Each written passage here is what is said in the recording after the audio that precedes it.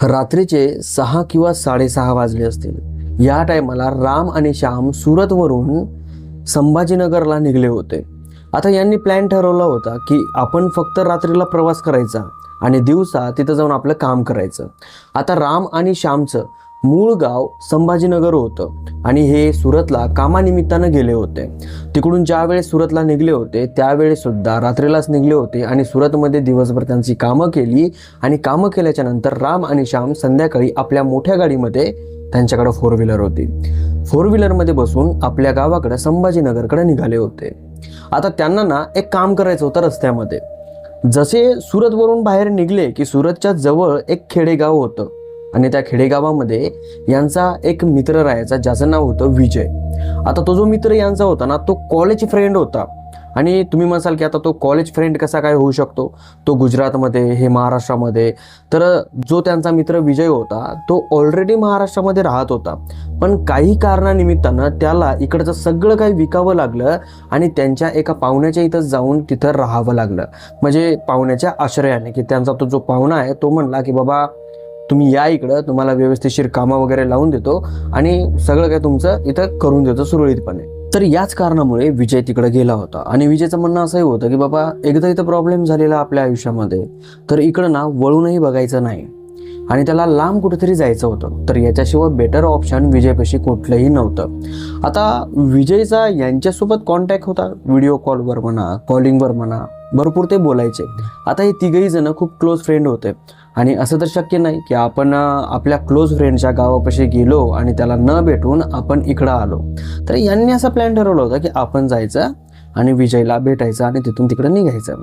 आता विजयचं जे गाव होतं ते मेन हायवेपासून 40 किलोमीटर आत होतं आणि जे रस्ता विजयच्या गावाकडे जात होता तो रस्ता सुरतवरून कमीत कमी 50 किलोमीटर अंतरावर होतं। तर कम्प्लिटली यांना जर तसा विचार केला तर 2 किंवा 2.5 घंटे लागणार होते विजयच्या गावाला जायला, पण यांना टोटल लागले 3.5 घंटे। म्हणजे 6, 7, 8, 8:30 म्हणजे 8, 8:30च्या दरम्यान हे दोघंही जण विजयच्या गावाला पोहोचले। तिथं पोहोचल्याच्या नंतर ज्या वेळेस विजयला भेटले त्यावेळेस या तिघाही जणांचा जो आनंद आहे तो एकदम गगनामध्ये गेला। आता बघा ना यार, इमॅजिनेशन करा, तुमचा जर एखादा क्लोज फ्रेंड आहे त्याला तुम्ही वर्ष 2 वर्ष असे भेटले नाहीत आणि एकदम तुम्ही त्याला भेटताय, तर कसं असतं ना, हॅपीनेस खूप मोठं असतं। ज्यांना क्लोज फ्रेंड आहेत त्यांना माहिती आहे की कसं असतं कसं नाही। तर विजयला भेटल्याच्या नंतर जो विजय आहे तो राम आणि श्यामला म्हणायला लागला की बाबा दोघं जण आजच्या दिवस इथं थांबा। हे दोघं जण म्हणले की नाही, आम्ही आजच्या दिवस नाही, आम्ही इथं आलोय, तुला भेटलोय, घंटाभर तुला बोलणार आणि इथून आम्ही निघणार, 9, 9:30 वाजता इथून निघणार। तर विजय म्हणला की नाही बाबा, रात्र झालेली आहे, रात्रीचा प्रवास चांगला नाहीये, तर तुम्ही दोघं जण इथं थांबा। आता हे दोघं जणांचा प्लॅन वेगळा की आपण रात्रीला प्रवास करायचा। यांनी त्याला सांगितलं की बघ, आज जर थांबलो आम्ही तर आमचे 2 दिवस मोरड्या जातात, त्या कारणामुळं आम्हाला आज थांबायला भेटणार नाही, तू आग्रह करू नकोस। विजय म्हणला की बघा, खरं सांगू का तुम्हाला जायचं ना तर काय प्रॉब्लेम नाही, तुम्ही जाऊ शकता, पण आज तुम्ही चुकीच्या टायमाला या गावामध्ये आलात। बघा, आज आहे अमावस्याची रात्र आणि रात्रीचे म्हणजे संध्याकाळचे 6 वाजले की या गावामधला कुठलाही माणूस गावाच्या वेशीच्या बाहेर जात नाही। आता असं विजय म्हणल्याच्या नंतर राम आणि श्याम हे दोघंही जण हसायला लागले। आता आधुनिक युगामधले हे तिघ जण होते आणि हे दोघं जण या कारणामुळे हसायला लागले की यार, तू जुन्या लोकांच्या विचारांमध्ये कधीपासून गुंतलेला आहेस। आता त्याचं जे गाव होतं ते गाव सुद्धा चांगलं मॉडर्न दिसू लागलं, असं नाही की एकदम जुन्या प्रकारचं नाही, चांगले घरं वगैरे बांधलेले होते, चांगलं पद्धतशीर होतं, चांगलं व्यवस्थितशीर गाव त्यांचं दिसत होतं। आणि ते दोघं जण हसत होते, तू काय येड्यासारखं बोलते, तू इकडं आलात, जरा डोकं जरा पागल झालंय का तुझं, असं विजयला राम आणि श्याम बोलायला लागले। तर विजय म्हणला की नाही यार, मलाही तसंच वाटलं, पण माझ्या डोळ्यासमोर 2 घटना अशा घडल्या की त्या 2 घटनामध्ये जे काही घडलंय त्याने माझा विश्वास या गोष्टींवर बसवलाय। बघा, मी तुम्हाला खोटं बोलत नाहीये की तुम्ही थांबावं म्हणून, मला जर तुम्हाला थांबवायचं असेल ना तर मी हमखास तुम्हाला थांबवलं असतं आणि डायरेक्टली थांबवलं असतं किंवा तुमच्या गाडीची चाबी मी काढून कुठेतरी लपवली असती, पण कसं आहे ना, मला माहिती आहे की काम खूप महत्त्वाचं असतं, आपल्या पाठीमागे जिम्मेदारी असतात, त्या कारणामुळं मी तुम्हाला जास्त काय फोर्स करत नाही आहे. पण माझी इच्छा आहे की आज तुम्ही थांबावं. कारण आहे त्याच्या पाठीमागं, आजच्या रात्री, अमावस्येच्या रात्री आमच्या गावामधलं संध्याकाळी 6च्या नंतर कुणीही बाहेर जात नाही. आणि जर तो बाहेर गेला तर त्याच्यासोबत थोडं अवघड आणि विचित्र होतं. आता श्याम हसला आणि श्याम म्हणला की बरं ठीक आहे, चल तू आम्हाला ते कारण सांग. ते कारण सांगितल्याच्या नंतर जर मला वाटलं की तुझ्या कारणामध्ये थोडाफार तरी फरक, म्हणजे थोडाफार तरी असं म्हणजे दम आहे, तर आम्ही थांबतो. तू फक्त कारण सांग. आता जो विजय आहे तो थोडासा कावराबावरा झाला. इकडे तिकडे त्याने बघितलं, वातावरण बघितलं, जरा आजूबाजूला कोणी आहे ते बघितलं आणि तो म्हणला की बघ, कारण सांगायला भाग नको पाडू. तुला जर कारण पाहिजेच ना तर तू आजच्या दिवस थांब. आता असं म्हणल्याच्या नंतर विजयला कन्फर्मेशन झालं की हा आपल्याला गंडवतोय आज रात्री इथं थांबण्यासाठी. तो जो श्याम आहे तो म्हणला की भाई तू काही कर, आम्ही काय आज थांबणार नाही. आता तो तसा म्हणल्याच्या नंतर विजयच्या चेहऱ्यावर घाम यायला लागला. विजयचं शरीर एकदम असं गरम व्हायला लागलं आणि विजय एकदम धावला त्यांच्यावर. अरे अक्कल नाही का रे तुम्हाला? थांबा म्हणतोय ना मी, जरासं तरी विचार करा मी का म्हणतोय म्हणून. असं म्हणल्याच्या नंतर दोघे जण शॉक झाले. आता जो राम आहे त्याला थोडी थोडी भीती वाटायला लागली की विजय जो बोलतोय तो खरा आहे. कारण की या अगोदर कधीही विजय अशा प्रकारे यांना बोलला नव्हता. जर सिरियसनेस कोणा गोष्टीमध्ये नसेल तर, सिरियसनेस असेल तर तो असा बोलायचा, पण याच्या व्यतिरिक्त विजय असल्या प्रकारचा यांना बोलायचाच नाही. आता जो राम आहे त्याला थोडीशी भीती वाटायला लागली याचं वागणं बघून. राम श्यामला म्हणायला लागले, श्याम आपण थांबूयात आजच्या दिवस, ऐक माझं. आता श्याम त्याला म्हणला की तू पागल झाला का राम? आपल्याला नाही थांबायचं मत. आज जर आपण थांबलो ना तर उद्याची डील कॅन्सल होते आणि उद्याची डील जर कॅन्सल झाली तर कितीचं नुकसान होते तुला माहिती आहे ना. आज कोण्याही हालतीमध्ये आपल्याला थांबायचं जमत नाही.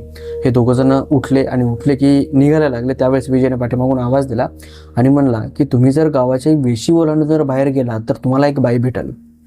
ती बाई गर्भवती असेल आणि ज्या वेळेस ती बाई तुम्हाला दिसल, तुमची इच्छा नसतानाही तुम्ही तिच्यापाशी तुमची गाडी थांबवसाल आणि ती बाई तुम्हाला फक्त एकच प्रश्न विचारणार की तुम्ही जिवंत आहात का. जर तुम्ही त्या बाईला हो म्हणले ती तुम्हाला मारेल. जर त्या बाईला तुम्ही नाही म्हणले तर त्याच्यानंतरचा जे काय होईल ते मला माहिती नाही.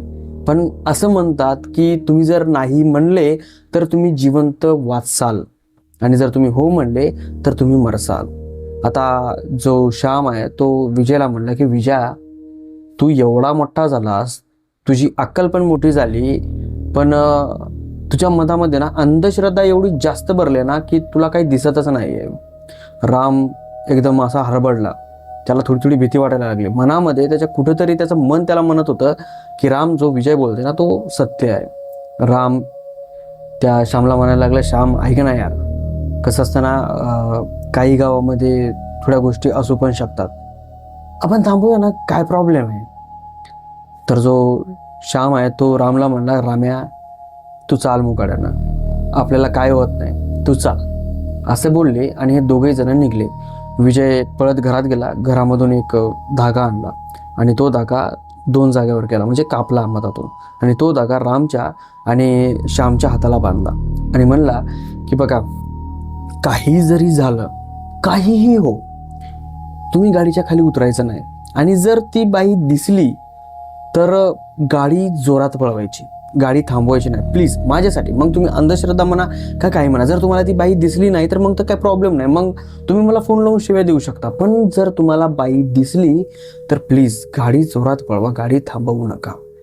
राम म्हणला की हा 100% आम्ही पळवतो. आता श्याम म्हणला की यार विजय, तू तर म्हणला होता की बाई दिसली की आपण जर थांबवली नाही तरी पण आपण गाडी थांबवतो. विजय म्हणला की भाऊ यार, मला जेवढं सांगता येईल ना मी तेवढं सांगितलंय, कारण की आमच्या गावामध्ये झालंय असं काही आणि गावामध्ये असल्याच प्रकारची चर्चा आहे. तुला काय करायचं तू कर, पण मी म्हणतोय ते ऐक, या येड्याचा ऐक. श्याम म्हणला की ठीक आहे, तू जसा म्हणशील ना तसं मी ऐकतो. आणि दोघेही जण निघल्याच्या नंतर गावाच्या बाहेर 15 ते 20 किलोमीटर अंतरावर गेले. आता मेन जो हायवे होता तो 20 किलोमीटर अंतरावर होता. आता येता वेळेस यांना त्या रस्त्यानं एकही वळण दिसलं नाही, पण जाताना यांना एक वळण दिसलं. आणि वळण असं नाही की समजा रस्ता सरळ चाललाय आणि असा एक रस्ता फुटला, असं वळण नाही दिसलं त्यांना. सरळ रस्ता चाललाय आणि समोरून डायरेक्ट आडवा रोड, डायरेक्ट. यांचा रस्ता सरळ होता पण आडवा रोड आला आणि त्याच्या पलीकडं रोडच नव्हता, म्हणजे टी पॉइंट. आता तिथं गेल्याच्या नंतर यांनी गाडी थांबवली. सगळीकडं काळोख होता. दूर दूरपर्यंत यांना एकही झाड दिसायचं नाही काळं कुत्रं तर एरिया अंधारात दिसत नाही यार, पण एवढी कुठलं जनावर नाही ना कुठलं वाहन नाही, एकदम शांतता, एकदम खतरनाक. हे दोघं जण गाडीमध्ये बसलेले होते. आतला जो लाईट असतो तो चालू असतो आणि दोघंही जण त्या रस्त्याकडे बघतात आणि विचार करतात की अरे आपला रस्ता तर सरळ होता, मग हा मधात टी पॉइंट आला कुठून? त्यावर राम म्हणायला लागला की श्याम यार, आपण रस्ता चुकलो. आता जे पाठीमागचा रस्ता होता, म्हणजे जो श्याम म्हणायला लागला की भाई आपण रस्ता चुकू कसा शकतो, कारण की आपण ज्यावेळेस पाठीमागे जाऊ लागलो, ज्यावेळेस आपण विजयच्या गावाकडे जाऊ लागलो त्यावेळेस एकच रस्ता होता, त्याला ना कुठला दुसरा रस्ता लागलेला होता, नाही विजयच्या गाव येईपर्यंत दुसरं गाव लागलेलं होतं. मग आपण रस्ता हा कसा काय चुकू शकतो आणि आपला रस्ता चुकू कसा शकतो, हे शक्य नाही ना. त्यावर रामने आपला मोबाईल काढला आणि विजयला फोन केला. विजयने फोन उचलला आणि विजय म्हणला, पहिला शब्द विजयचा, हायवेवर पोहोचले? राम म्हणला नाही यार. विजय 4-5 सेकंद थांबला, शांत बसला. राम म्हणला की अरे विजय एक प्रॉब्लेम झालेली. रामचं तिकडून काहीच रिॲक्शन नाही. 4-5 सेकंद तरी काही रिॲक्शन नाही, हा ऐकून बोलायला. मग नंतर रामच्या हातातला मोबाईल श्यामने घेतला आणि जोरात, अरे विजय आम्ही काहीतरी बोलतोय, तुला काय अक्कल आहे का नाही? बोल ना, इथं पहिलेच गाणं फाटली आमची, तू वरून असा बोलायलास, बोल ना काहीतरी रे. त्यावर तिकडून विजय बोलला, आता तुम्ही कुठं आहेत? श्याम म्हणला की भाई आम्ही रस्त्याला समोर आलोय, कमीत कमी 20 ते 25 किलोमीटर, आणि समोर एक टी लागलेली आहे, म्हणजे टी पॉइंट लागलेला आहे आणि समोर जो रस्ता आहे तो रस्ताच नाही, इथून कोणीकडे वळायचं ते सांग. विजय एकदम शांत बसला थोडा वेळ आणि नंतर हळून बोलायला लागला, तुम्ही एक काम करा, तुम्ही परत या. आता श्याम जो आहे तो अजून बोंबलायला लागला, विजय पहिलेच इथं आमची फाटलेली आहे आणि तू वरून म्हणतोय की परत या म्हणून, तुझा जीव गेला, तुझ्या गावाकडे आलो म्हणजे तू असं परेशान करू नकोस आम्हाला, याच्यानंतर आपण बोलणार नाहीत. विजय त्याला म्हणला की हे बघ श्याम, तुला माझा विश्वास पटत नाही ना, मी तुला ऑलरेडी 20 किलोमीटरचे पैसे पाठवतो डिझेलचे, तू परत माझ्या गावामध्ये, जर तुला माझं गाव दिसलं तर तू परत त्या रस्त्यानं जा, मी तुला रस्ता कम्प्लिटली सांगतो, आणि जर का तुला माझं गाव दिसलं नाही तर याचा अर्थ तू समजून घे की तुम्ही गेलात. इतकं विजय बोलला आणि एकूण श्याम काय बोलणारच की फोन कटला. आणि फोन असा कटला की ना फोनला नेटवर्क होतं, नाही फोनमध्ये काही हालचाल चालत होते. न्यू ब्रँड फोन घेतलेला, त्याच्यामधलं स्क्रीन टच पण होत नव्हतं त्यावेळेला, आणि सगळीकडे काळो, यांना काहीच दिसत नव्हतं. यांनी नाही म्हणता गाडी कलवली. आता अशी सगळी परिस्थिती झाल्याच्या नंतर श्यामला पण थोडी भीती वाटायला लागली, यार जो विजय बोलतोय तो 100% काही ना काहीतरी खरं आहे वाटतंय, कारण की ह्या सगळ्या घटना घडतायत ना, आणि या अगोदर कधीही त्यांच्या आयुष्यामध्ये असलं काही घडलं नव्हतं. यांनी गाडी कलवली आणि ज्या रस्त्याने हे आले होते त्या रस्त्याने परत वापस निघाले. आता यांना माहिती होतं की आपण कुठंच कललो नाही, मग आपण परत निघूयात. परत त्या रस्त्यानं 20 किलोमीटर अंतर आल्याच्या नंतर त्यांना इकडेही तोच टी पॉइंट दिसला, जो टी पॉइंट तिथला होता. आता मात्र यांची फाटली. दोघही जणांना घाम आला. दोघही जण एकमेकांकडे बघत होते आणि दोघही जणांच्या चेहऱ्यावर भीतीचा पूर्णपणे अनुभव दिसत होता. आता यांना इतकं भयानक वाटायला लागलं की काय करावं आणि काय नाही यांना मेळ लागत नव्हता. तेवढ्यात यांच्या कानावर एक आवाज यायला लागला, तुम्ही जिवंत आहात का? एकदम हळूली आणि एकदम स्लोली, तुम्ही जिवंत आहात का? आणि दोघांच्याही कानावर यायला लागला. आणि दोघांच्या कानावर असं नाही की म्हणजे सराउंड नाही, एकाच्या इकडच्या कानामध्ये आणि एकाच्या इकडच्या कानामध्ये. आणि हे दोघेही जण आपल्या चेहऱ्याकडे बघतात एकमेकाकडे आणि बोलतात, राम मला तो आवाज यायलाय. श्याम म्हणतो मलाही तो आवाज यायलाय. राम त्याला म्हणतो तू पहिले एक्सिलेटर पळव आणि चाल. आता जे पुढे टी पॉइंट होता त्या टी पॉइंटने ते गेले नाही. त्यांनी गाडी कलवली आणि जोरात पाठीमागे नेली. जशी पाठीमागे नेली परत 20 किलोमीटर गेले. 20 किलोमीटर गेल्याच्या नंतर त्यांचा फोन वाजला. त्यांच्या जीवात जीव आला. त्यांनी गाडी थांबवली. आता कुठलाही टी पॉइंट नव्हता. आता ते बरोबर मधामध होते. बरोबर आहे. आता त्यांना पुन्हा फोनाला फोन होता विजयचा. यांनी फोन उचलला, कानाला लावला आणि विजय तिकडून बोलायला लागला, तुम्ही जिवंत आहात का? असं बोलल्याच्या नंतर यांच्या अंगाचं पुन्हा पाणी झालं. तुम्ही इमॅजिनेशन करू शकता मी जे सांगतो ते. आणि नंतर मला सांगा की कसं भीती वाटते म्हणून. तर सेम यांच्यासोबत तसं व्हायला लागलं. त्याला फोनवर जो विजय यांचा मित्र आहे तो म्हणतो की तुम्ही जिवंत आहात का, मला उत्तर द्या, तुम्ही जिवंत आहात का. आता जो राम आहे त्याने डोकं लढवलं की श्याम, विजय अचानक कसा बोलला की तुम्ही जिवंत आहात का, त्याला उत्तर देऊ नको, फोन कट कर. श्याम खाली फोन करतो आणि बघतो तर मोबाईलला नेटवर्क अजिबात नाही, पण फोन कॉल चालू आहे. मोबाईलचा जो आवाज आहे तो मोठा करतो आणि तिकडचा आवाज स्पष्ट याला येतो, पण मोबाईलला नेटवर्क अजिबात नाही आहे. दोघांच्याही मोबाईलला नेटवर्क नाही, पण आवाज येतो. पूर्णपणे नेटवर्क गेलेलं आहे. इमर्जन्सी कॉलला लागलेला आहे, पण कॉल आला. कसं शक्य आहे? यांना कन्फर्मेशन झालं की भाई आपण आजच्या रात्रीमध्ये गेलो, खलास झालो, आता आपलं काही खरं नाही. यांनी मोबाईल खाली ठेवला, गाडीचं एक्सिलेटर दाबलं, सरळ निघले. पुढे जो टी पॉईंट लागलेला होता त्या टी पॉईंटवर जाऊन थांबले.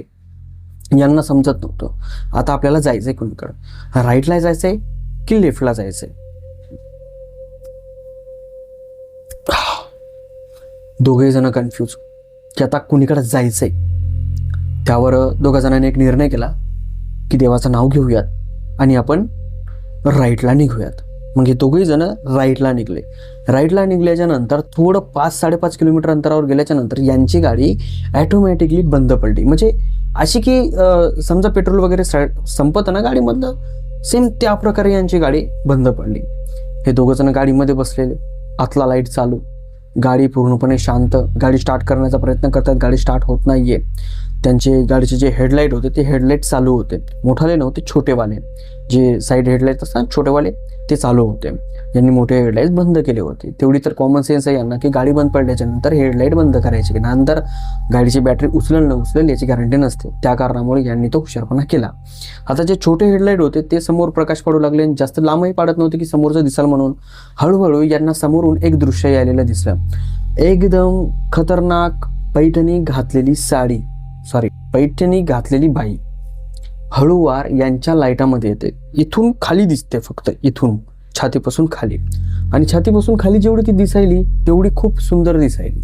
तिच्या कमरेला कंबरपट्टा, गळ्यामधला जे हार असतात ते हार दिसत आहेत, हातामध्ये मोठ्या मोठ्या बांगड्या, हात एकदम असे मेहंदी लावलेले, आणि तिचं जे लुगडं आहे ते असं चमचम चमकते, एकदम लाल भडक चमचम चमकतंय. आणि हे तिच्याकडे बघतायत. आणि त्याच्यामध्ये एक अशी गोष्ट होती की तिचं जे पोट होतं ना ते थोडंसं फुगलेलं होतं. आता हे पाहिल्याच्या नंतर रामला विजयच्या सगळ्या गोष्टी आठवायला लागल्या. एक गर्भवती बाई आहे, ती रस्त्यामध्ये आढळते, आणि ती जेव्हा आढळते त्यावेळेस तुमची इच्छा नसतानाही तुमची गाडी तिच्यापाशी थांबते. आणि ॲक्च्युली तसंच झालं. यांची गाडी आपोआप तिथं थांबली आणि एक गर्भवती बाई यांना दिसली. आता हे सगळं त्याचं आठवल्याच्या नंतर राम श्यामला म्हणतो की श्याम, आपलं काय खरं नाही. तर श्याम एकदम स्तब्ध फक्त बघतोय. त्याच्या अंगाला घाम, आणि घाम एवढा जास्त की त्याच्या अंगावरचे जे कपडे आहेत ते पूर्णपणे ओले झालेले असतात. त्याचे जे हार्टबीट असतात ते रामला ऐकू येतात. आता राम ॲक्च्युली या गोष्टींमध्ये थोडा थोडा विश्वास करायचा, आणि त्याला थोडी थोडी भीतीसुद्धा वाटायची भूताची, पिशाचांची, चुडेलांची. पण जो श्याम होता त्याला ना अजिबात या गोष्टींवर विश्वास नव्हता. आणि आज त्याने पहिली बार हे असला काय प्रकार पाहिला. आता मुंडकं तर त्यांना दिसत नव्हतं, कारण की जे हेडलाईट होते ते खाली होते, इतकंच दिसू लागलं, वरचं काही दिसत नव्हतं. मग ते हळूहळू चलत चलत गाडीच्या साईडनं आलं आणि रामच्या साईडला आलं, आणि काच तिनं असा, म्हणजे आपला जो हात आहे तो असा काचावर आपला मारल्याच्या नंतर जे राम आहे त्याची इच्छा नसतानाही त्याने तो काच खाली केला. श्याम जो आहे तो रामला म्हणतोय, श्याम श्याम, राम राम राम राम, सॉरी श्याम राम, जरा गोंधळ झाला. आता जो श्याम आहे तो रामकडे बघतो आणि त्याला म्हणतो की राम, तू तू तू दरवाजा का ओपन करतोयस? अरे बाबा नको करू, ती आपल्याला कार्यक्रम कराल. आता असं म्हणल्याच्या नंतर जो राम आहे तो म्हणतो, अरे मी नाही केलं ओपन, तो आपोआप ओपन झालाय. आणि राम आणि श्याम खिडकीकडे बघतात. आता यांना खिडकीमध्ये सुद्धा तिचं एवढं शरीर दिसतंय, पण ती जेव्हा अशी खाली वाकली आणि त्यावेळेस जेव्हा तिचं पूर्ण शरीर दिसलं त्यावेळेस रामच्या आणि श्यामच्या पायाखालची जमीनच सरकली, कारण त्या स्त्रीला इथून वरी शरीरच नव्हतं. पूर्ण शरीर गायब होतं. आणि असं पाहिल्याच्या नंतर श्यामच्या डोक्यामध्ये एकच आलं की जितकं होईल तितकं इथून पळायचं. आणि देवाची कृपा म्हणावं की काय म्हणावं, त्यांची गाडी स्टार्ट झाली आणि गाडी स्टार्ट झाल्याच्या नंतर जो श्याम आहे त्याने गाडीचा गिअर टाकला आणि एक्सलेटर वाढवलं. ते जिकडच्या रस्त्यानं कलले त्या रस्त्यानं सरळ निघले आणि काही अंतरावर गेल्याच्या नंतर ते त्याच गावामध्ये आले ज्या गावामधून राम आणि श्याम निघले होते. त्यांना पूर्ण गाव दिसलं. गावामध्ये आले, विजयच्या घरी गेले. विजयला पूर्ण घाम. विजयकडून फोन लावलो, परेशान होता, याचा फोन लागत नव्हता. त्या कारणामुळे विजय त्यांना म्हणला, यार भाई तुम्ही कुठं होते यार, तुमचा फोन लागला नाही काय नाही. पण या दोघा जणांची जी हालत होती ती हालत पाहिल्याच्या नंतर विजयला समजलं होतं की या दोघांसोबत नेमकं घडलंय काय. मग या दोघा जणांनी विजयला सांगितलं की आमच्यासोबत असं असं घडलंय, हे झालंय. मग ते त्या रात्री तिथं मुक्काम केला त्यांनी. आणि सकाळी विजय स्वतः त्यांच्यासोबत हायवेपर्यंत आला. आणि आश्चर्याची गोष्ट अशी की आता त्यांच्या गावामधून निघल्याच्या नंतर सरळ ते हायवेपर्यंत गेले आणि ॲक्च्युली त्यांना हायवे लागला. मधात कुठलाही टी पॉईंट लागला नाही किंवा कुठलाही रस्ता लागला नाही. ते हायवेवर गेले आणि तिथून ते आपल्या गावाकडे गेले. तर हा होता अनुभव जो की या दोघा जणांना आला होता. आणि ही जी स्टोरी आहे ही स्टोरी या दोघा जणांनी आपल्याला नाही पाठवली, ही स्टोरी विजय नावाच्या माणसाने आपल्याला पाठवलेली आहे. तर मंडळी इथंच आपली कहाणी संपली. स्टोरी जर आवडली असेल स्टोरीला लाईक करा, चॅनलला सबस्क्राईब करा. आणि जर तुमच्यापाशी अशी एखादी स्टोरी असेल तर तुम्ही मला कमेंट बॉक्समध्ये सांगा की आमच्यापाशी अशी एखादी स्टोरी आहे. तर मी तुम्हाला तुमच्या कमेंटला रिप्लाय माझा व्हॉट्सअप नंबर देईल, त्यावर तुम्ही तुमची स्टोरी मला शेअर करू शकता. चला भेटूया समोरच्या स्टोरीमध्ये. तोपर्यंत जय हिंद, जय महाराष्ट्र.